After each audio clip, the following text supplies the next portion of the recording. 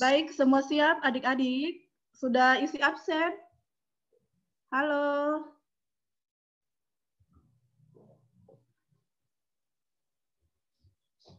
Sebentar lagi acara kita akan mulai ya.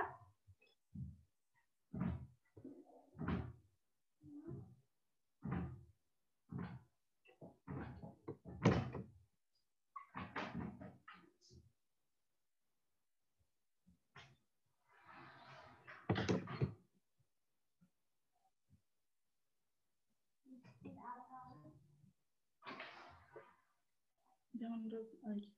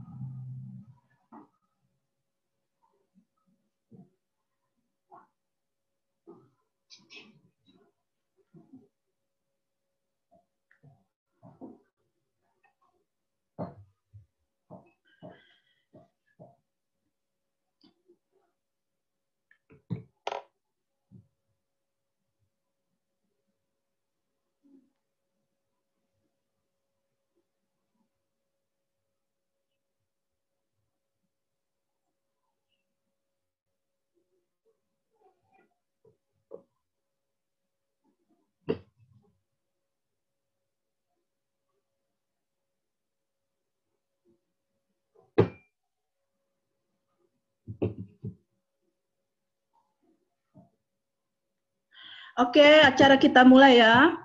Bagaimana? Siap? Adik-adik siap? Bismillahirrahmanirrahim.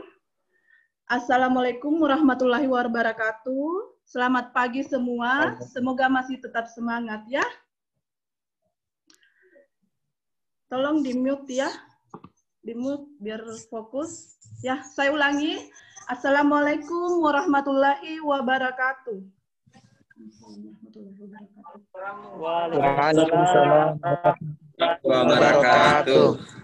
Pertama-tama marilah kita mengucapkan syukur kehadirat Allah Subhanahu wa taala atas berkat rahmat-Nya sehingga pada hari ini kita bisa mengikuti acara webinar guru tamu yang diadakan oleh PCIAI Kabupaten Majene. Tak lupa pula kita mengirimkan salam dan taslim kepada junjungan Nabiullah Muhammad SAW atas petunjuknya sehingga kita bisa menuju ke alam yang terang benderang ini. Untuk itu, mari kita membuka acara ini dengan bersama-sama mengucapkan basmalah. Bismillahirrahmanirrahim. Bapak, Ibu, Kepala Sekolah yang saya hormati, Bapak, Ibu Guru, serta teman-teman apoteker, adik-adik peserta webinar dari SMK 1 dan MIDDI. Kami mengucapkan selamat datang dan terima kasih atas partisipasinya untuk meluangkan waktu menghadiri webinar ini. Marilah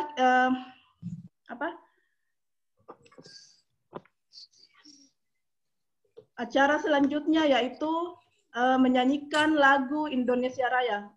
Hadirin dimohon berdiri.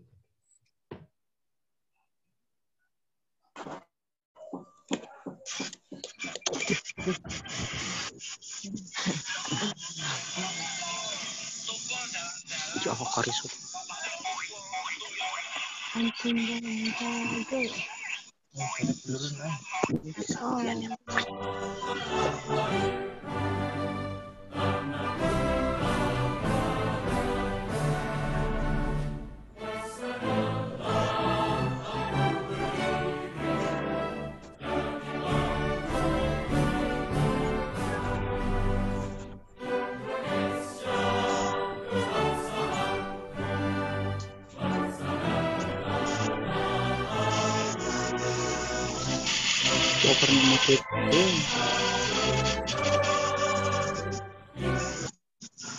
Aduh, jadi ngopi.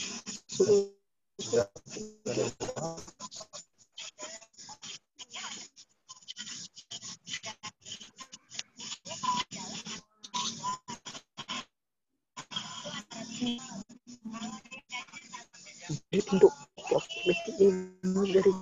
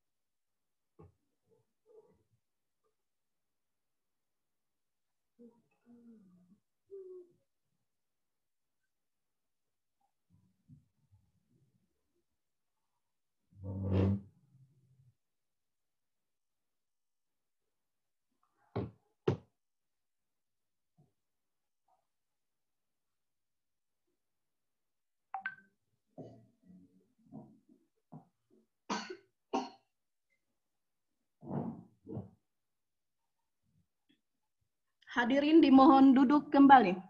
Masih semangat adik-adik? Semangat. Kalau kakak bilang semangat pagi, adik-adik bilang siap, siap, siap. Semangat pagi. siap.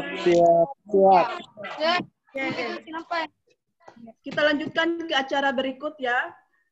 Selanjutnya sepatah kata dari Ketua IAI PC Majene, dalam hal ini diwakili oleh Kakak Apoteker Asra, sekaligus beliau akan menyerahkan plakat sebagai kenang-kenangan dari kami. Silahkan Kakak Apoteker Asra.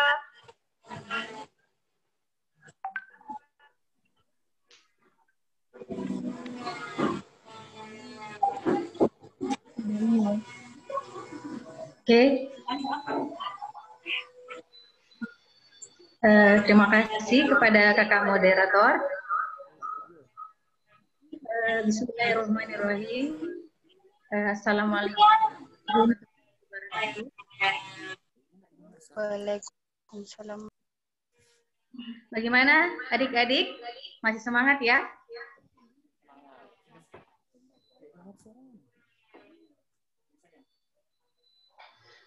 Pertama-tama saya ucapkan alhamdulillahirobbilalamin karena pada pagi hari ini kita masih diberikan karunia oleh Allah Subhanahu wa taala untuk dapat menyelenggarakan kegiatan ini.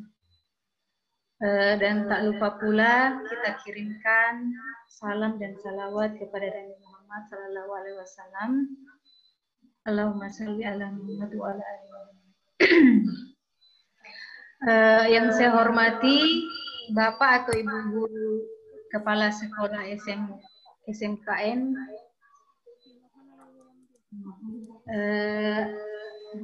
selamat pagi Pak atau Ibu. Ada yang mewakili? Kemudian Bapak atau Ibu dari MADDI Majene. Selamat pagi Pak atau Ibu. Selamat pagi Ibu. Ya. Kemudian yang saya hormati teman-teman dari kakak-kakak apoteker IAI Kabupaten Majene. Beserta yang saya sangat banggakan adik-adik peserta webinar pada hari ini.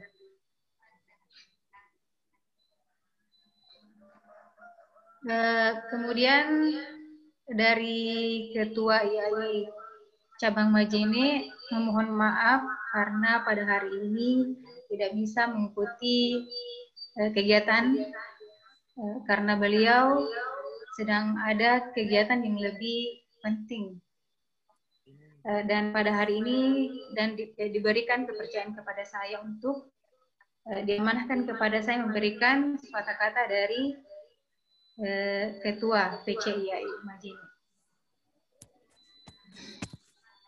Adapun kegiatan webinar ini merupakan salah satu kegiatan WPD atau World Pharmacist Day, peringatan World Pharmacy Day 2020. Nah, salah satu kegiatannya itu adalah di mana apoteker menjadi guru. Nah, di sini kakak apoteker sebentar akan memaparkan materi tentang kampanye Dagu Sibu. Adik-adik sudah ada yang tahu Dagu Sibu? Belum ada ya? Belum ada. Ya, nanti sebentar akan dijelaskan oleh kakak apoteker Nurbaiti ya.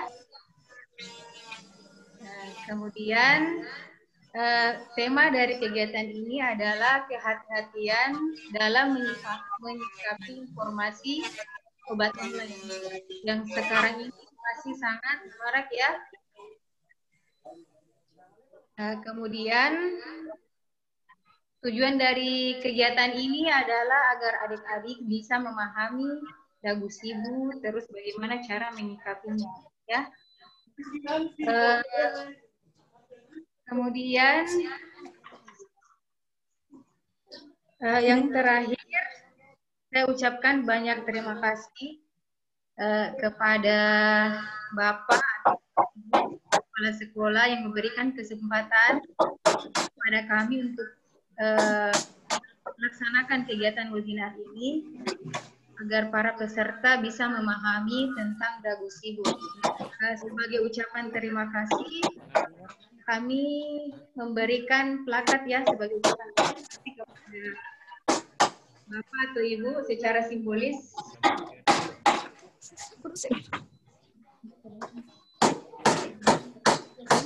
Ini adalah plakatnya ya. Jadi ini saya ucapkan banyak terima kasih kepada Bapak atau Ibu SMK Negeri 1 Majene ya. Dan dimohon diterima ya Pak. Kemudian ini plakat untuk MADDI Majene. Saya kira demikian yang dapat saya sampaikan. Wabillahi taufik wal hidayah. Wassalamualaikum warahmatullahi wabarakatuh. Ibu moderator. Waalaikumsalam warahmatullahi wabarakatuh.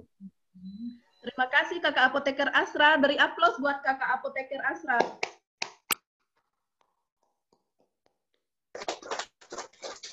Oke, terima kasih adik-adik. Masih semangat? Semangat? Kalau kakak bilang, Kalau kakak bilang tanya apoteker, tanya obat, adik-adik bilang tanya apoteker ya. Kita tes dulu satu kali. Tanya obat, tanya apoteker. Tanya apoteker. Ya, coba di-unmute dulu semua. Kita ulang ya. Tanya obat. Tanya apoteker. Tanya apoteker. Coba tim SMK 1 mana? Tim SMK 1 dulu ya. Kita mulai tanya obat. Tanya apoteker. Ya, selanjutnya buat tim MADDI. Tanya obat. Tanya apoteker. Oke, masih semangat ya. Tadi sudah ada sambutan dari kakak yang mewakili Ketua PCIAI Kabupaten Majene, yaitu Kakak Asra. Selanjutnya kita akan masuk ke materi Dagu Sibu yang akan dibawakan oleh Kakak Apoteker Eti. Kakak Apoteker Eti siap? Kakak Apoteker Eti. Insya Allah, Kak. Kakak Apoteker Eti siap? Insya Allah. Siap. Oke, saya serahkan ke Kakak Apoteker Eti. Mohon adik-adik untuk mute semua biar bisa fokus ke materinya Kakak Apoteker Eti ya.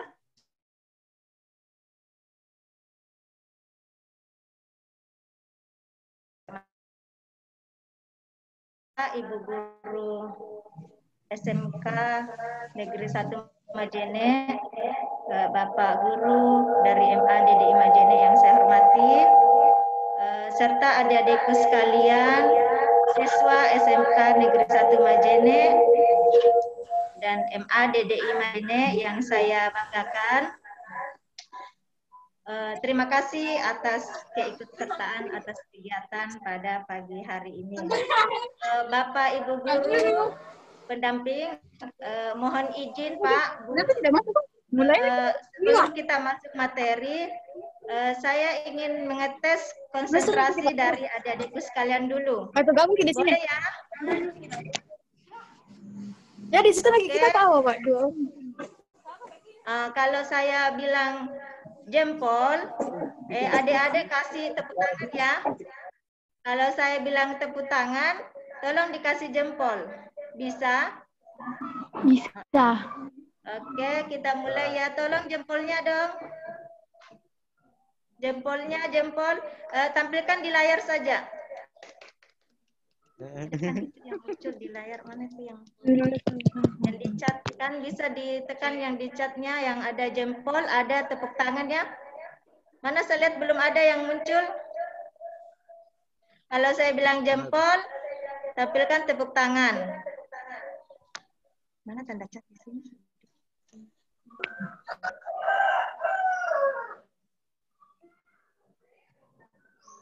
Mana itu tandaan jempol dan oh, enggak ada ya di laptop dan di HP-nya masing-masing, enggak ada tanda itu ya? Enggak ada. Nah, oke, pakai ini saja. Tepuk tangan.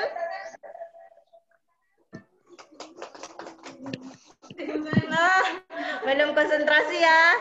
Kalau saya bilang jempol, adik-adik tepuk tangan.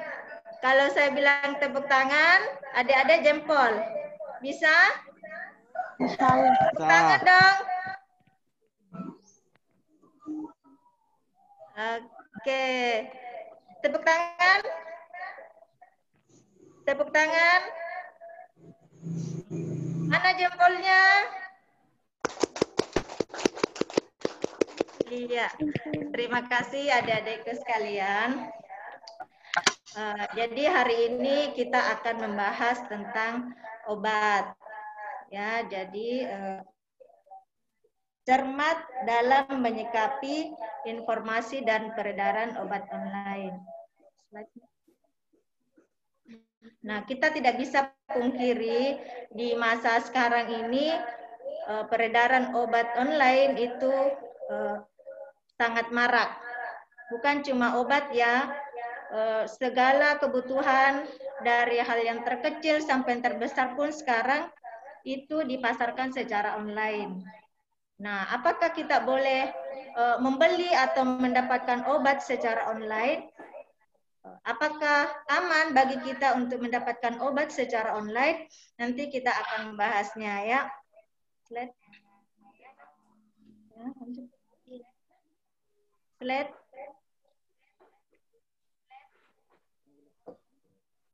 Oke, adik-adik. Dari adik-adik ini ada enggak yang jadi apoteker? Ada yang tertarik mau jadi apoteker? Nah, adik-adik, menjadi apoteker itu bidang kerjaannya banyak.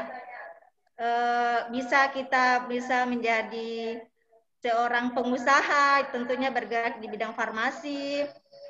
Bisa juga kita bekerja di industri farmasi, di pedagang besar farmasi, apotek, apalagi rumah sakit, puskesmas itu kita bisa tempati untuk mengabdi dan bekerja.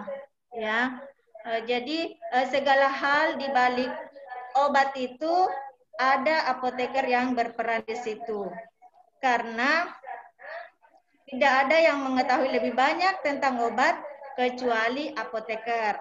Apoteker di bahasa luarnya itu adalah farmasis. Kalau kita mencari arti dari farmasis itu adalah ahli obat-obatan. Oke, lanjut.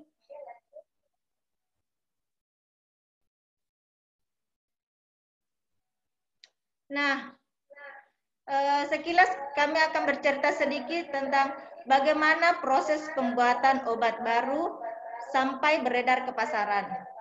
Kalau adik-adik perhatikan, sudah bisa dibayangkan kan bagaimana ribetnya, bagaimana panjangnya perjalanan suatu obat baru itu ditemukan sampai bisa dipasarkan.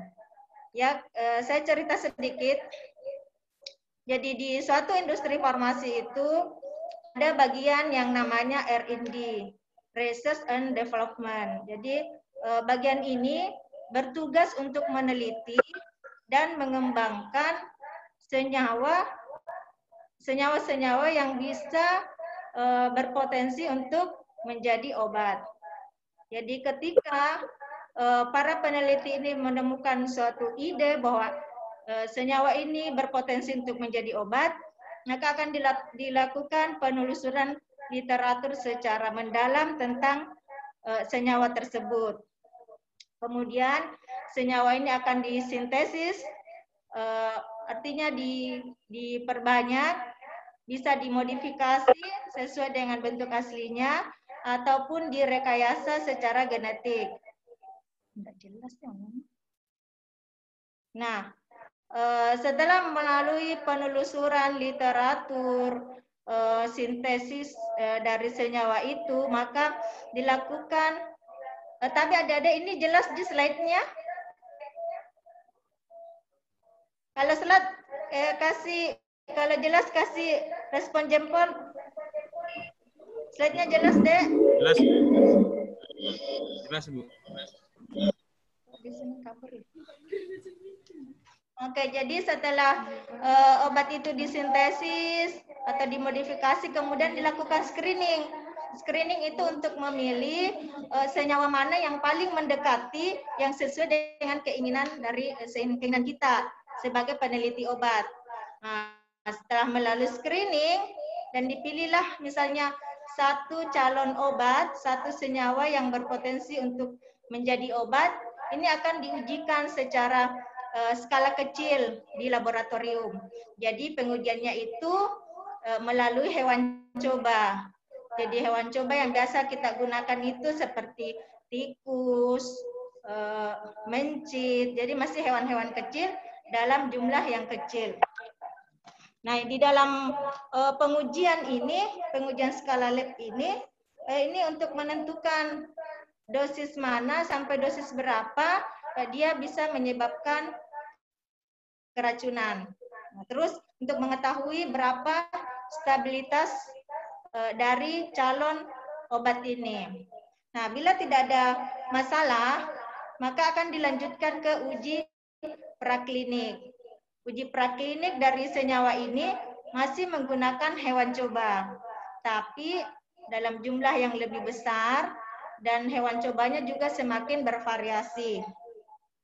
Nah, dari pengujian praklinik ini untuk mendapatkan berapa dosis yang efektif, berapa dosis yang menyebabkan efek toksik atau keracunan.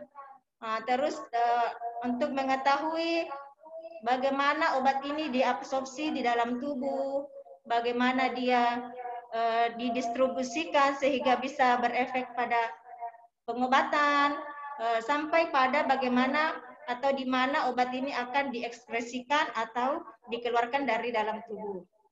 Nah, setelah melalui uji praklinik ini, calon obat atau senyawa obat ini akan dilanjutkan kepada pengujian selanjutnya, yaitu uji klinis. Nah, uji klinis ini sudah dilakukan kepada manusia. Ada beberapa tahap atau fase yang akan dilalui sebelum obat ini diedarkan. Nah, uji klinis fase pertama itu dilakukan pada sukarelawan sehat. Jadi yang masih sehat dulu dicobakan calon obat ini.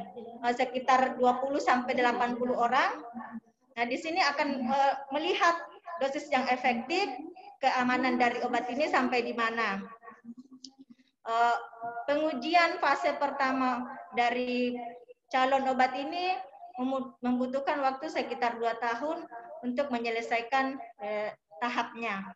Jadi bila tidak terjadi masalah akan dilanjutkan kepada uji klinis tahap 2 atau fase 2. Jika ditemukan ada masalah, maka akan dikembalikan ke laboratorium. Kembalikan kembali, dibaca kembali literaturnya apa, baru sesuai dengan proses seperti semula. Nah, yang obat yang senyawa yang lanjut, yang tidak mempunyai masalah akan dilanjutkan ke tahap uji klinis fase kedua. Nah, dalam fase kedua ini sudah melibatkan manusia atau pasien. Sudah melibatkan pasien yang sakit sesuai dengan indikasi yang ditujukan untuk obat yang akan kita buat. Jadi pasien yang diujikan pada tahap kedua ini sekitar 100 sampai 300 pasien. Jadi untuk melihat efektivitasnya atau khasiat dari obat yang akan kita bikin ini. Jadi sudah ke orang sakitnya.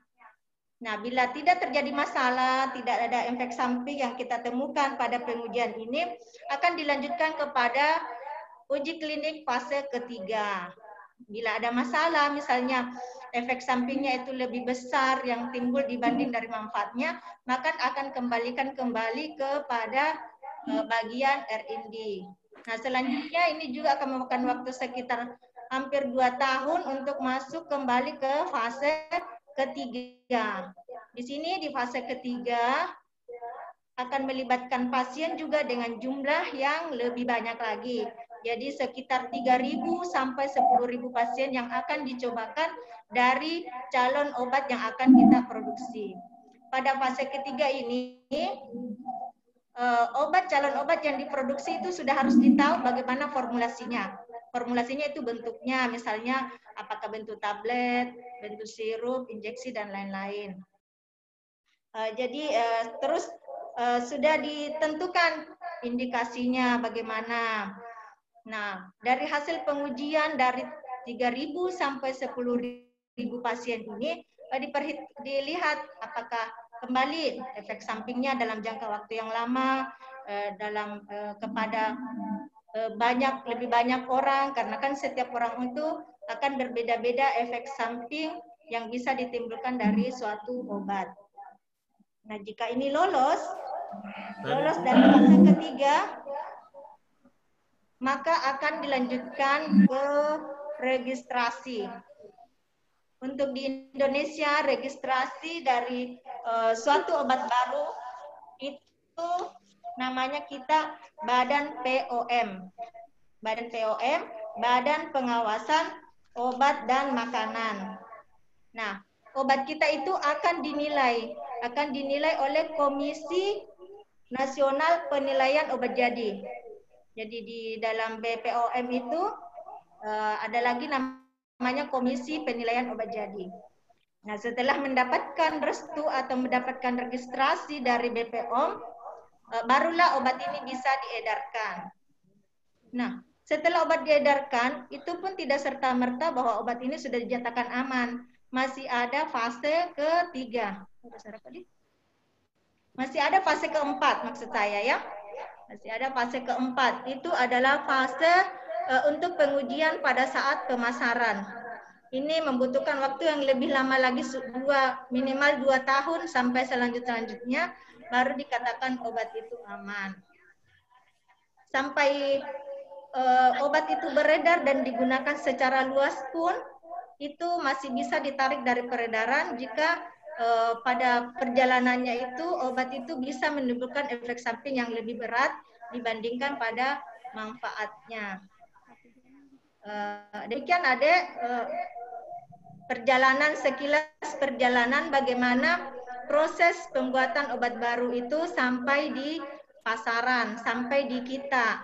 Jadi membuat obat itu tidak semudah kita membuat kue. Asal kita bentuk, jadi sudah dikatakan obat. Ya, harus melalui proses yang sangat panjang dan terutama itu yang paling penting telah mendapatkan registrasi dari Badan POM, Badan Pengawasan Obat dan Makanan. Slide.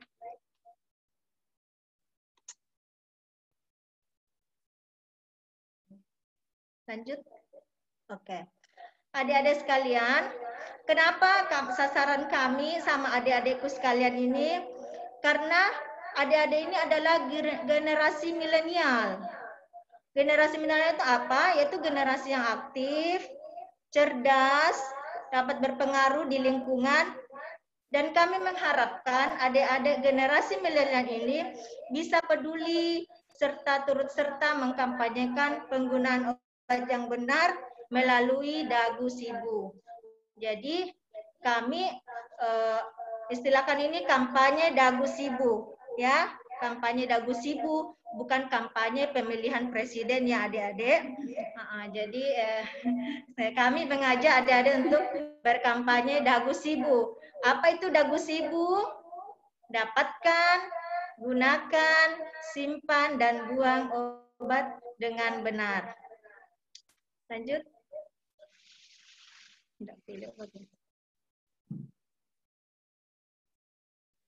Oke, kita masuk di pembahasan.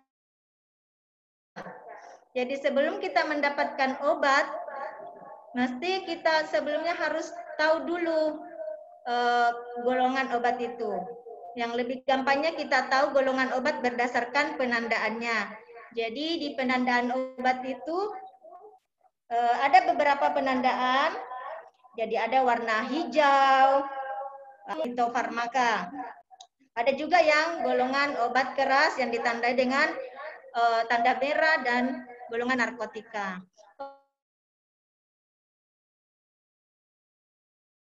Ini boleh kita resep dokter. Jadi terus obat keras dan narkotika harus dengan resep dokter.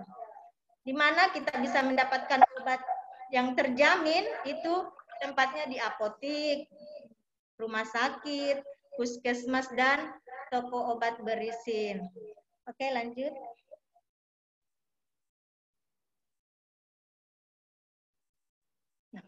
Jadi untuk mendapatkan obat yang terbaik itu langsung mendapatkan di apotik dan dilayani oleh apoteker. Itu adalah pilihan yang terbaik dan jamin dalam kita mendapatkan obat. Tapi bagaimana kalau kita harus membeli obat secara online? Misalnya kita tidak bisa kemana-mana, harus membeli obat secara online.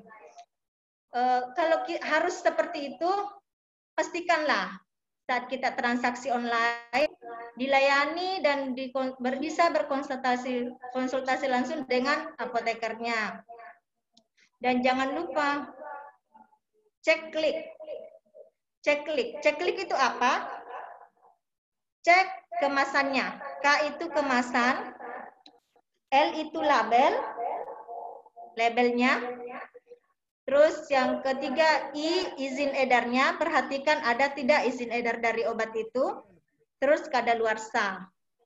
Jadi ketika kita mendapatkan obat secara online, bukan cuma obat ya, kosmetik,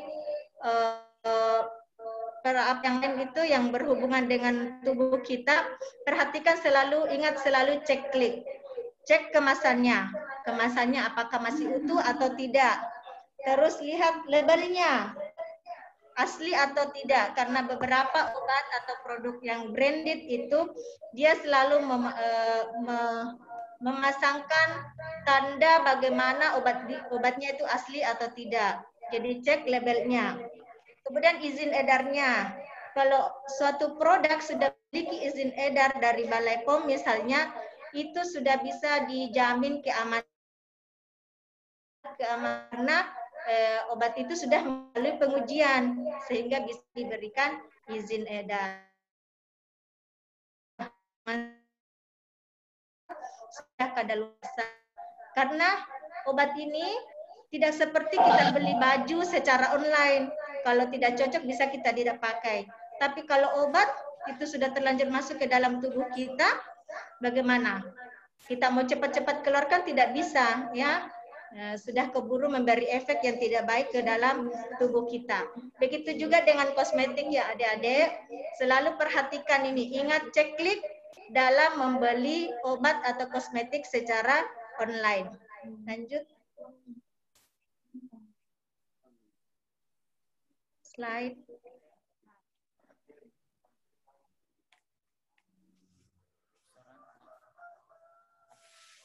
Nah, sekarang kita masuk di gu yang kedua, dagu, dapatkan, gu, gunakan. Jadi ketika sudah mendapatkan obat dan ingin menggunakan obat yang kita beli itu, pastikan kita membaca obat yang ada di kemasannya melalui patokan tanya 5O. Jadi apa itu 5O? Kita lihat obat ini apa nama dan kandungannya. Yang kedua, obat ini apa khasiatnya. Jadi kita bisa baca di labelnya, di kemasannya. Obat ini berapa dosisnya? Obat ini bagaimana cara menggunakan? Apakah lewat minum atau lewat belakang, disuntikan atau dioleskan? Terus obat ini apa efek sampingnya? Jadi minimal kita tahu informasi-informasi ini sebelum menggunakan obat.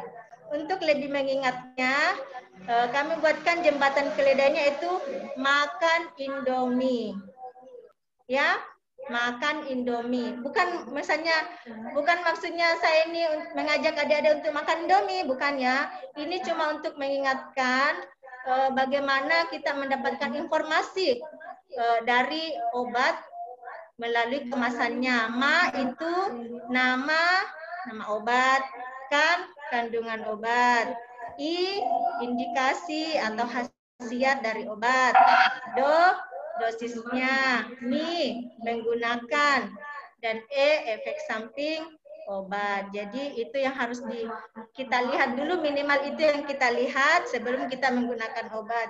Dan bila ada yang tidak jelas atau yang masih ragu-ragu, kita ingin tanyakanlah kepada apoteker.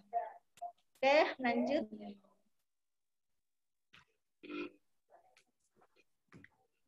Dagu si.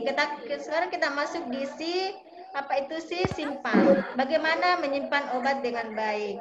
Dalam setiap kemasan obat itu sudah tertera cara penyimpanan obat. Jadi ada obat yang harus disimpan pada suhu yang dingin, ada pada suhu ruang. Perhatikan, kondisi suhu itu sangat berpengaruh dalam efektivitas obat. Karena obat itu merupakan molekul atau kandungan-kandungan kimia, jadi sangat berpengaruh kepada suhu. Bila suhu terlalu tinggi akan menguraikan zat-zat aktif yang di dalamnya. Jadi perhatikan, misalnya mungkin kita terbiasa menyimpan obat di atas lemari es. Nah, itu hawanya panas di atas, jadi itu bisa mengganggu efektivitas obat. Di atas televisi misalnya. Nah, kalau kita biasa lihat orang tua kita di rumah misalnya menyimpan obat di situ, tolong dipindahkan dan dipindahkan ke suhu ruang atau di tempat yang sesuai. Jadi boleh kita simpan obat di lemari atau kotak obat, bisa juga menggunakan wadah atau toples yang kering. Dan tidak semua obat itu bisa disimpan di dalam lemari es. Tetap kita perhatikan petunjuk penyimpanan di kemasan setiap obat. Oke, lanjut. Lanjut, Kak. Ya. Sekarang kita sampai di dagu sibu buang. Bagaimana membuang obat dengan benar? Obat tidak boleh kita langsung, misalnya sudah rusak atau habis kita minum sisa sedikit langsung kita buang seperti itu saja. Obat yang sebelum dibuang itu harus dirusak dulu agar tidak membahayakan orang lain. Jadi beberapa cara yang benar itu, robeklah atau lepas kemasan aslinya. Kemudian untuk tablet, hancurkan obatnya. Jadi dihancurkan obatnya, terus kemudian campur dengan tanah atau encerkan dengan air. Kemudian buang di saluran pembuangan atau dikubur pada wadah, dan masukkan di wadah tertutup dan buang ke tempat sampah. Jadi tidak langsung obatnya yang secara utuh kita buang seperti begitu saja.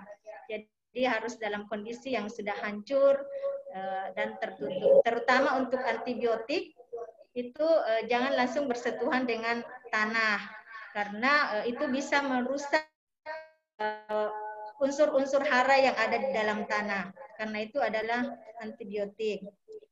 Oke, lanjut Kak.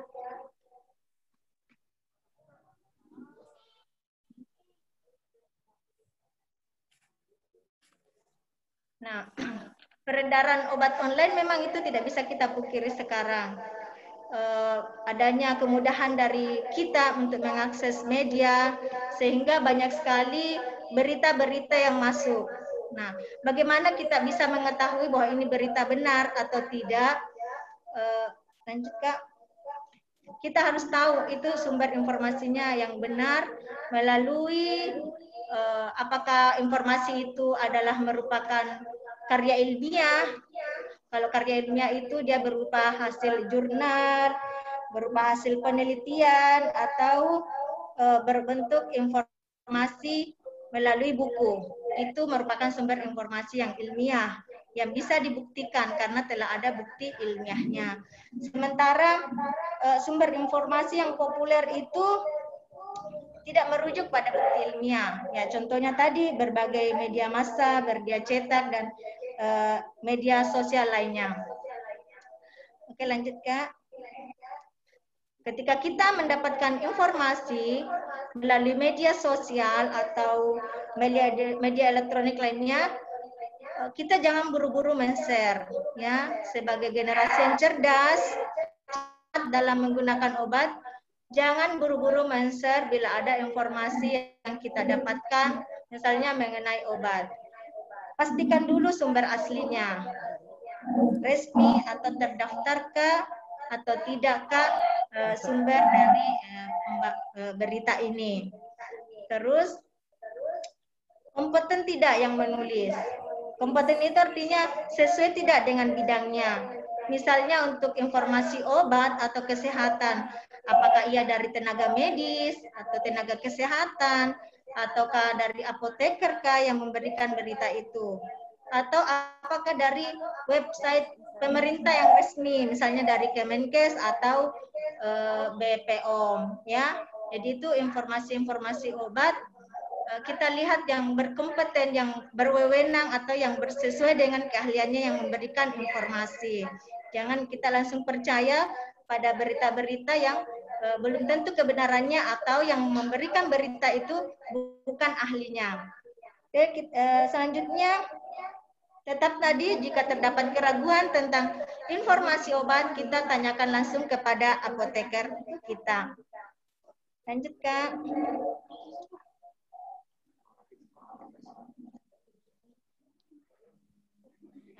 Ya, jadi sekali lagi kami mengingatkan agar kita adik-adik ini selalu cermat dan bijak dalam menggunakan obat. Ingat obat, ingat apoteker. Demikian yang bisa saya sampaikan. Mudah-mudahan ada manfaatnya. Terima kasih. Assalamualaikum warahmatullahi wabarakatuh. Waalaikumsalam warahmatullahi wabarakatuh.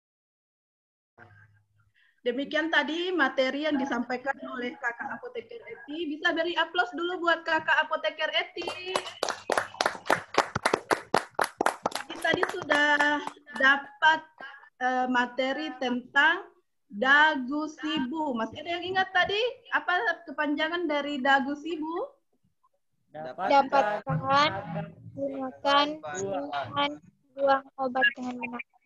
Oh, pintar sekali, hebat ya. Sekarang kita akan masuk ke materi ke sesi tanya jawab. Ada yang punya pertanyaan buat dijawab sama kakak-kakak apoteker? Yang punya pertanyaan? Mohon izin Kakak Madinah. Iya. Tadi yang menjawab itu siapa ya? Bisa unjuk ada yang menjawab?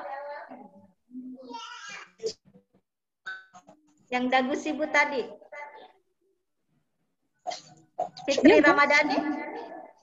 Siapa Fitri? Siapa yang unjuk tangan ada yang menjawab tadi dagu sibu? Fitri Ramadhani kakak. Fitri Ramadhani. Bisa dicatat Kakak Madinah ya. Oke. Nah, dari SMA berapa deh? SMK atau MA? SMK. SMK 1. Iya, Kak.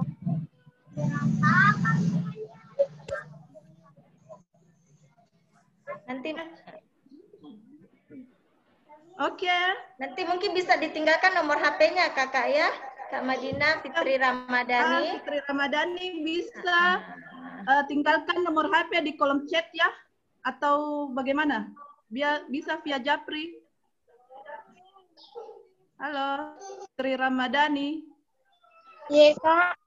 Nanti tinggalkan ininya di kolom chat. Nanti saya chat di ini ya, saya Japri ya.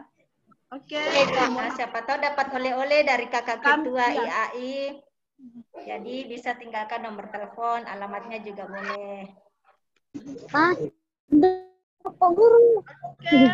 Ada adik-adik ada yang punya pertanyaan buat kakak-kakak?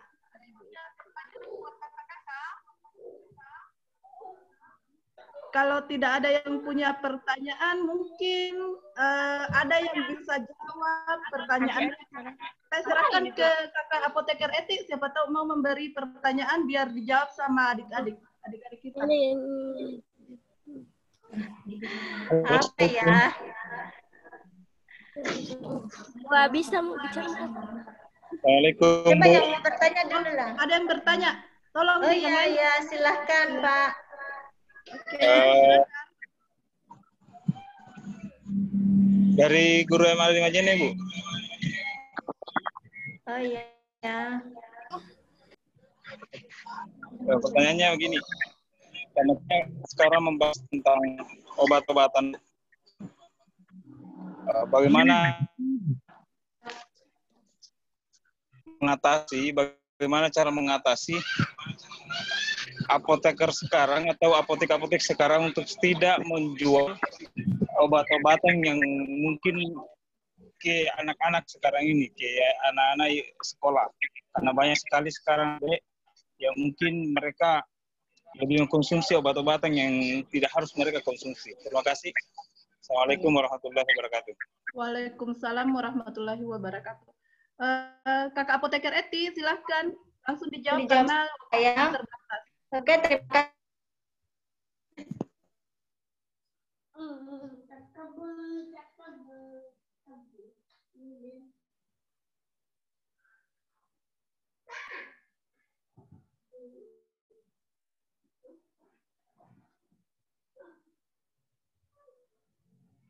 Provinsi itu sewaktu-waktu, setiap waktu datang melihat transaksi dari apotek.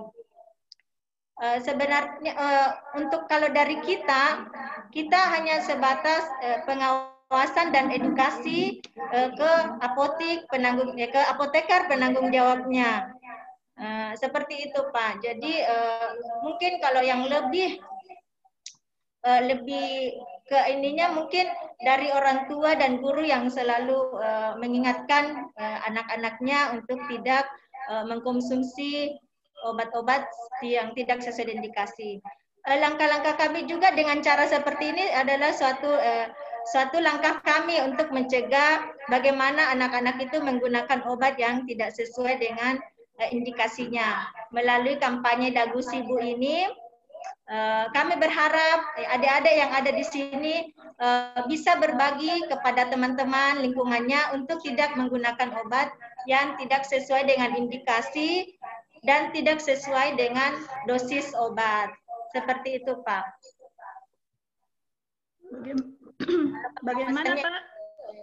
Ya, terima kasih. Oh, ya. Masih ada yang punya Terima pertanyaan? kasih, Pak. Masih ada yang mau ditanyakan adik-adik atau Bapak Ibu guru? Di sini Tabe Kakak, di sini sebenarnya saya lihat banyak kader-kader obat di sini.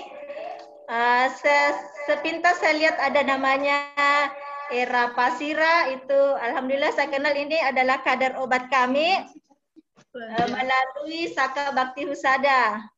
Terima kasih Ade Era yang sudah hadir. Mana teman-teman yang lain?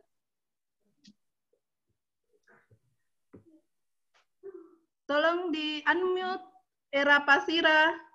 Di unmute ininya biar. Oke.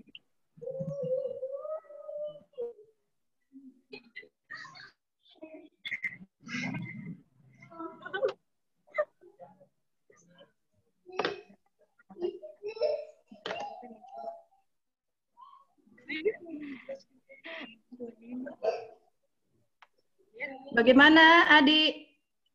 Assalamualaikum, Bu. Waalaikumsalam. Waalaikumsalam. Halo, Era. Ya, Bu. Bagaimana kabarnya? Alhamdulillah sehat, Bu. Ada cerita bisa dibagi sama teman-temannya, ceritanya bagaimana aksinya selama ini dalam mengedukasi teman-teman atau masyarakatnya?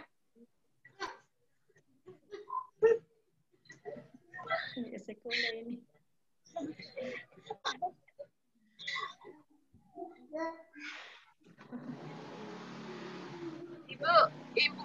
Ibu. Ya. Bisa dijelaskan kembali tentang 5O, Bu? Ya. Kenapa, Dek? Oh. Dan ulang, Bu. Oh, tentang 5O. Oke. Tadi ada jembatan keledainya, masih ingat? Ada yang ingat? Hai, unjuk tangan. Ada yang ingat 5O. Oke. 5O. Jadi untuk lebih memudahkan kita untuk ingat, ya dari 5O itu makan Indomie. Jadi kita harus tahu informasi ini masih informasi minimal dari suatu obat ya. Jadi minimal kita tahu ma itu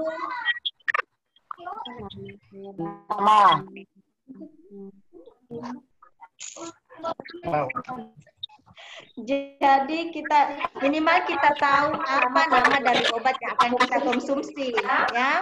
Ma. Terus kan kita tahu apa sih kandungan obat ini. Ya, jadi kita bisa baca di kemasannya ada nama obatnya, terus ada kandungan obatnya.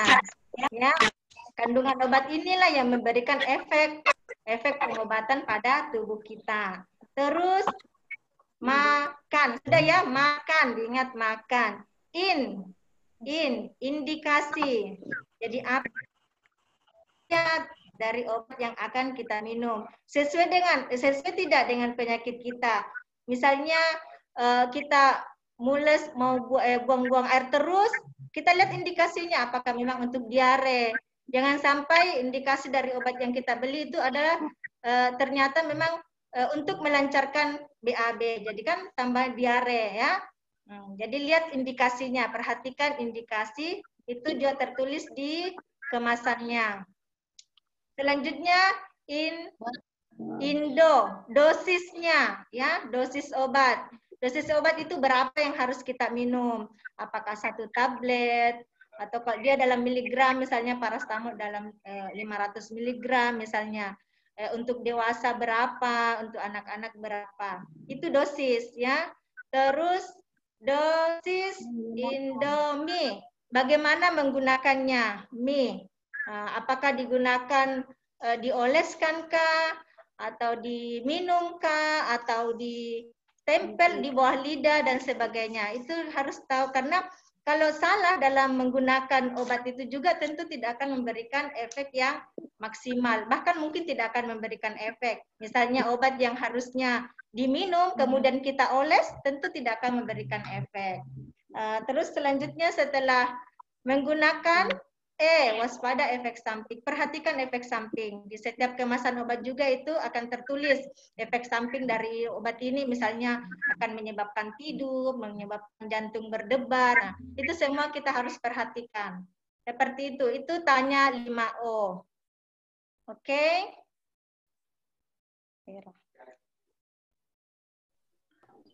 Iya, Bu. Terima kasih, Bu. Ya, sama-sama. Era Pasira, adik Era Pasira bisa meninggalkan nomor HP di kolom chat ya. Silahkan Dek, biar bisa kami catat. Tanya Kak Madina, yang mau bertanya di kolom chat saja. Kakak-kakak masih bisa, masih ada kesempatan bertanya. Kakak Eti, kakak apoteker Eti masih bisa.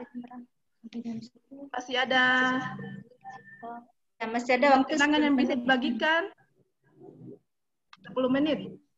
Masih ada yang mau bertanya, adik-adik? Ya, adik-adik mungkin yang masih malu atau jaringan tidak bagus, mungkin boleh lewat chat saja bertanya ya. Di kolom chat itu Ada ada. yang mau bertanya, kakak? Tahu? Oh iya, silahkan. Silahkan Shinda Fauzan ya. Silahkan Dek. Silahkan saya sudah unmute ya. Shinda Fauzan. Oh itu. Oh ada di sini. Ya, silahkan. Silahkan. Oh, ada di chat Kakak Madina. Langsung di chat. Bagaimana cara mengatasi peredaran obat online? Silakan Kakak apoteker. Peredaran obat secara online ini kita tidak bisa atasi ya. Karena maksudnya Balai POM saja itu sekarang ini Balai POM sudah melakukan sidak di berbagai media online. Cuma memang jumlah dari personel Balai POM untuk melihat dan memeriksa peredaran online ini memang belum mencukupi. Jadi dari data yang kami dapatkan itu dari patroli yang dilakukan oleh Badan POM, patroli siber itu dari bulan Maret sampai September itu obat-obat ini terutama obat-obat yang beredar yang mengklaim sebagai obat COVID ya. Itu dari sekian ribu, dari 46.081 link yang mengedarkan informasi tentang obat COVID itu ditemukan ini baru yang tempat ditemukan itu dari 46.000 itu terdapat sudah 22.645 link yang merupakan adalah pelapak ilegal. Jadi itu usaha dari Badan POM untuk mengatasi ini. Jadi mereka selalu melakukan sidak, melakukan patroli dari pengedaran obat online ini. Nah, karena banyaknya situs-situs yang melakukan peredaran online ini dan tidak bisa langsung kita atasi semua, maka itu kita memulai dari diri kita. Bagaimana kita membatasi diri kita untuk tidak mudah percaya terhadap peredaran obat online. Jadi kembali seperti tadi kita ingat cek klik ya. Cek klik dan pastikan misalnya kita membeli obat itu benar-benar apoteknya itu ada dan kita berkonsultasi atau bertemu langsung dengan apotekernya. Seperti itu, Adik. Bagaimana? Masih bisa, Kak? Ini masih ada pertanyaan di kolom chat. Atas nama Ade Adila Muhdar. Bisa dibaca apa? Bagaimana cara mengurangi obat yang tidak seharusnya anak-anak atau siswa konsumsi? Bagaimana cara mengurangi obat yang tidak seharusnya anak-anak konsumsi? Ya? Kalau obat itu tidak mungkin dikurangi, Adik ya. Karena obat itu diedarkan semua sudah ada tujuannya, sudah ada indikasinya tertentu. Jadi kembali pada diri kita, kepada adik-adik ini yang ini sempat mengikuti edukasi tentang menyikapi peredaran obat online. Adik-adik yang menyampaikan, misalnya kita melihat teman kita atau keluarga kita yang mudah percaya atau sering mengkonsumsi obat-obat yang tidak sesuai dengan umurnya, kita beri edukasi ya bahwa itu tidak sesuai. Setiap obat itu sudah tertentu takarannya, dosisnya, aturannya itu sudah ditentukan. Karena obat itu tidak seperti permen. Mungkin kalau permen kita bisa makan satu hari satu pak itu tidak apa-apa. Tapi kalau obat satu saja kalau itu sudah tidak sesuai dengan dosisnya bisa menyebabkan keracunan. Karena ingat, obat itu punya dua sisi mata pisau. Bisa berefek racun, bisa berefek madu. Madu itu kan berfungsi untuk pengobatan. Nah, salah sedikit saja kita menggunakan obat itu bisa berefek racun bagi tubuh kita. Jadi dari diri kita ada ya, kita yang sudah dengarkan informasi tentang obat, kita bisa sampaikan lagi ke teman kita, saudara kita, adik kita, atau keluarga kita yang lain ya. Itu adik ya. Maksudnya di sini kakak obat-obat terlarang mungkin ya, bukan yang obat untuk. Mungkin maksudnya adik, pertanyaannya adik mungkin kan banyak yang penyalahgunaan obat. Mungkin itu maksudnya kakak apoteker itu. Mungkin itu bagaimana cara mengurangi ini. Mengurangi? Mungkin maksudnya kenapa mereka bisa dapat bebas begitu. Ininya apa? Obat-obat yang sering disalahgunakan kakak apoteker itu. Mungkin itu maksudnya bagaimana cara mengurangi? Penggunaan obat yang ini. Mungkin maksudnya ya. Itulah tadi yang paling penting peranan itu adalah keluarga kita, orang tua. Kembali kayak misalnya adik-adik yang mengetahui ada temannya atau saudaranya yang seperti itu, yang suka mengkonsumsi obat yang tidak sesuai dengan dosisnya, misalnya boleh kita kasih edukasi adik itu, saudara kita atau teman kita seperti itu. Karena kalau obatnya yang mau dikurangi itu rasanya tidak mungkin, karena obat itu diedarkan semua sudah ada fungsinya masing-masing sesuai dengan indikasinya. Ada masih dari Ricky. Bukan. Ya, ada. Waktunya sudah habis ya? Coba, silakan Kak. Kakak apoteker Mia. Dari Ricky, kita jawab dulu dari Ricky. Perbedaan obat bebas terbatas dan obat bebas dan obat bebas terbatas mungkin maksudnya ya. Nah, jadi obat bebas itu perbedaannya bisa dilihat dari penandaannya ya. Perbedaan pertama dari penandaan obat bebas itu warna hijau dan bebas terbatas itu warna biru. Yang kedua dari efeknya yang ditimbulkan. Jadi obat bebas itu mungkin efek sampingnya sangat minimal, sedangkan obat bebas terbatas itu efek sampingnya lebih tinggi daripada obat bebas. Sehingga di setiap kemasan obat bebas terbatas itu terdapat beberapa peringatan. Ada peringatan 1, misalnya awas obat kumur misalnya. Jadi kita bisa baca di kemasan setiap obat yang ada penandaan warna biru itu di belakangnya itu pasti ada tulisan peringatan. Seperti itu. Mungkin ada kakak apoteker yang lain bisa menambahkan? Kakak apoteker yang lain? Ya, mungkin ada kakak apoteker lain bisa menambahkan. Kakak apoteker Asra. Nia ya. Atau kakak apoteker Mia. Ya. Ya, untuk adik-adik semua ya, ini untuk mengurangi, bagaimana kita mengurangi peredaran obat online. Nah tadi kan ada di situ pertanyaannya dari Wiki, apa perbedaan obat bebas dengan obat bebas terbatas.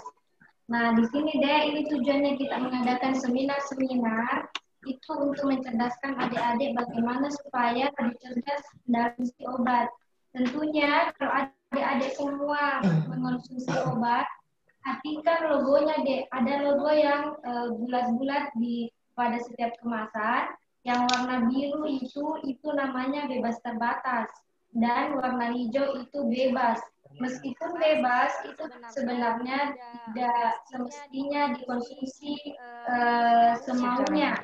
Nah, itulah tujuannya kenapa kita kalau ingin mengonsumsi obat, tanya apoteker, makanya harus ke apotek semua, jangan mengonsumsi obat secara sembarangan. Nah, untuk pertanyaan dari siapa tadi yang di bawahnya? Yang mana? Apakah obat online itu sehat atau tidak? Ya, ini siapa ini ya? Topo. Dari namanya. Bisa diganti mungkin namanya. Untuk pengujian obat itu sendiri memerlukan waktu yang sangat panjang untuk diketahui bagaimana khasiatnya. Nah, bagaimana bisa dikembalikan ke adik sendiri, bagaimana kita bisa tahu efek obat itu, sementara kita tidak tahu obat yang kita beli itu terregistrasi di BPOM atau tidak. Bagaimana pengujiannya kita tidak tahu. Jadi bisa dikembalikan bahwa bukannya tidak sangat-sangat tidak aman untuk membeli obat yang secara online, karena tentu saja itu tidak melalui pengujian.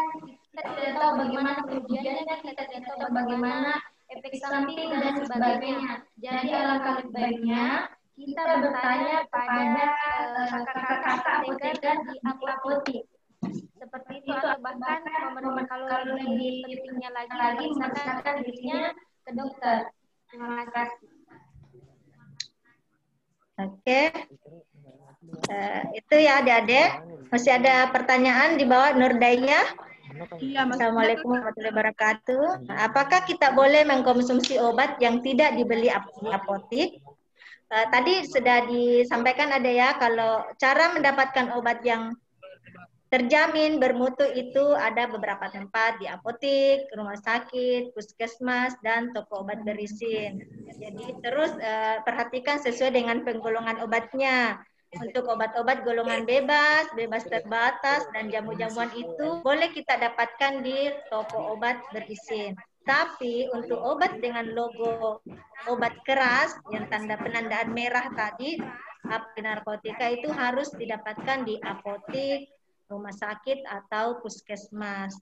Tidak boleh kita membelinya di toko obat, ya. Jadi boleh saja kita mengkonsumsi obat yang tidak dibeli di apotek, tapi lihat penandaannya, apakah memang ini obat bebas yang boleh kita beli di toko obat. Tapi toko obat, bukan di warung atau di lapak-lapak di pinggir jalan, bukan seperti itu. Yang jelas tempat yang itu ya tadi itu apotek, rumah sakit, puskesmas, dan toko obat berisin.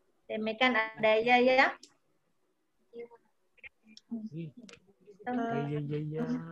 Bagaimana kakak-kakak? Mungkin untuk sesi tanya jawab kita sampai di sini dulu. Nanti kalau memang ada pertanyaan bisa menghubungi kakak apoteker ya. Masih semangat adik-adik? Masih semangat? Semangat ya. Tadi tolong di unmute. Tanya obat. Apa tadi? Tanya obat. Hai. Tanya apoteker. Tanya obat. Tanya apoteker. Ya, ulang ya. Tanya obat. Tanya apoteker. Oke. Sesi tanya jawab sudah selesai. Selanjutnya kita akan masuk ke acara akhir, yaitu penutup dan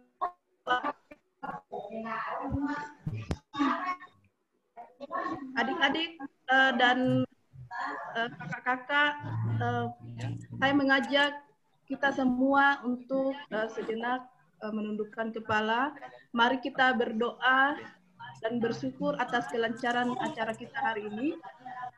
Kita akan sesuai dengan ajaran agama kita masing-masing, dan kali ini saya akan pandu karena saya beragama Muslim. Saya akan pandu dalam berdoa sesuai dengan agama Islam. Ya, doa dimulai. Bismillahirrahmanirrahim. Rabbana atina fid dunya hasanah wa fil akhirati hasanah wa qina adzabannar. Subhana rabbika rabbil izzati amma yasifun wa salamul alal mursalin walhamdulillahi rabbil alamin. Selanjutnya kakak-kakak kita punya acara sesi foto-foto, jadi tangannya bagaimana kakak-kakak? 5O ya, 5O bersamaan, nanti akan gambarnya akan diambil oleh kakak-kakak operator. Jadi semua tolong mengaktifkan videonya adik-adik ya. Begini 5O. 5 dan O. 5O. Oke. Saya hitung nah. 1, 2, 3. Sekali lagi. 1, 2, 3. Oke. Ganti gaya.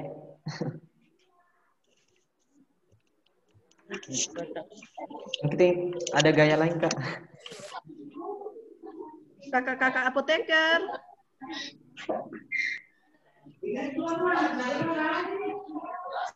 Kakak-kakak apoteker. Kakak-kakak apoteker. Ya, Kak. Ya. Ada mau bergaya yang lain? Ada Ya, AI. apa dong? Jadi Oke. Jangan kita dua satu mulai ya, Cek. Apa, Cek?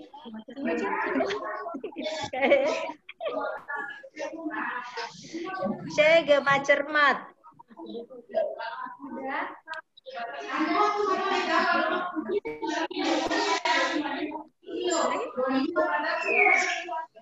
Kamu sudah? Ya, sudah.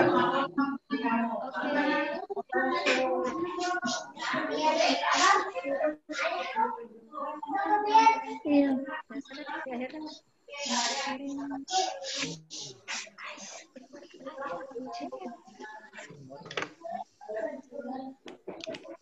bagaimana?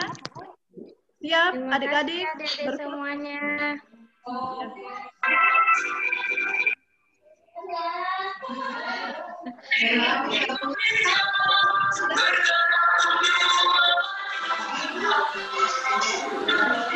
Tutup kamera.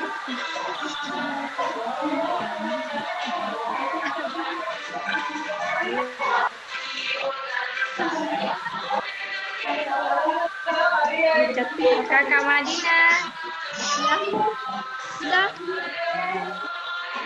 Kakak Madina. Ya, oke.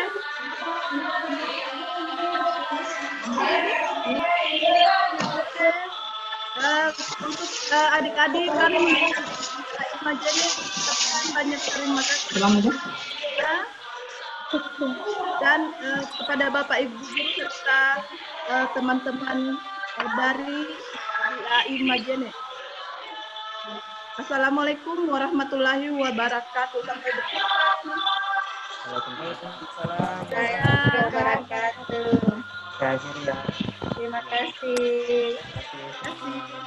Nanti akan kami hubungi ya yang sudah dapat.